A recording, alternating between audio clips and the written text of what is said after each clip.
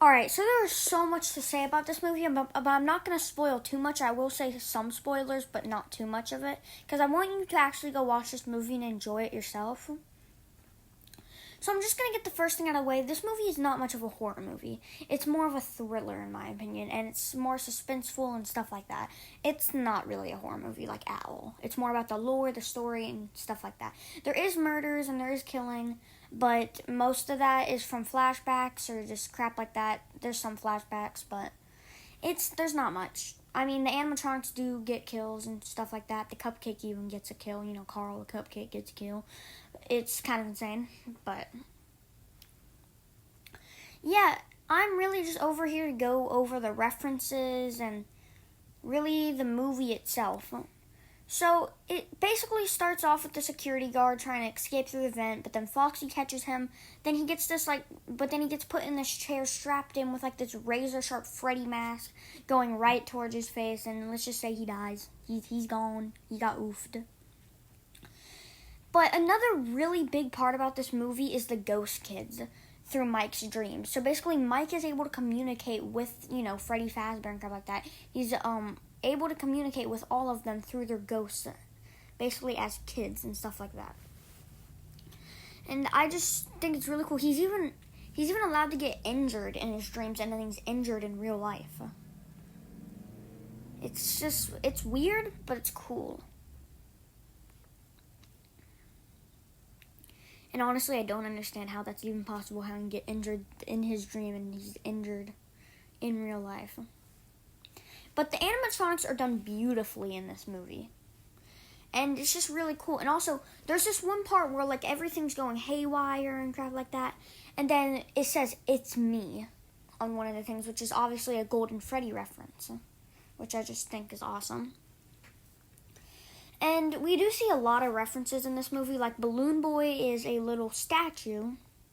And then we also have the old posters and stuff like that from the original game in the security office, which is just seeing is cool. But then they introduced in the first movie Vanessa. You know Vanessa from Security Breach. I don't know why she's in here, but she is. And, well, I know why she's in here. She plays a pretty big role. So Vanessa is actually William Afton's daughter in this movie.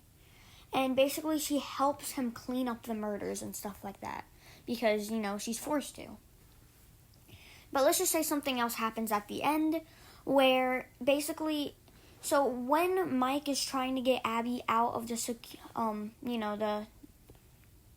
when Mike is trying to get Abby out of Freddy Fazbear's, let's just say the boy, the yellow rabbit as they claim, comes in the frame. And, oh God.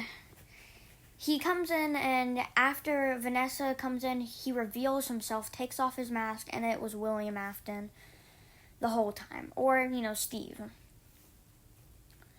And so basically, the animatronics are killing because they're basically being controlled almost by William Afton, by pictures.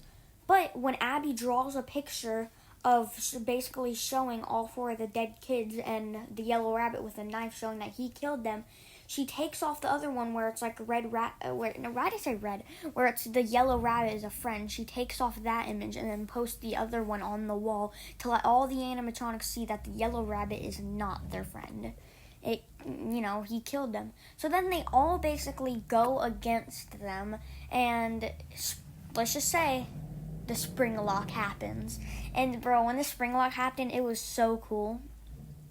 There wasn't much blood or gore, like, even at all, because it's PG-13. They couldn't really do much with the spring lock. But it was okay. It was okay, at least. I thought it was pretty good. And then, basically, the movie basically ends with them, basically the animatronics just beating up, the yellow rabbit, also known William Afton. And then they just drag off his body, never to be seen again. Well, that's a lie. But yeah, and then as we know it, he just sits there and rots in the kitchen while Freddy, the ghost of Freddy, is looking over in disappointment by him. But then the credits start rolling and we get this banger!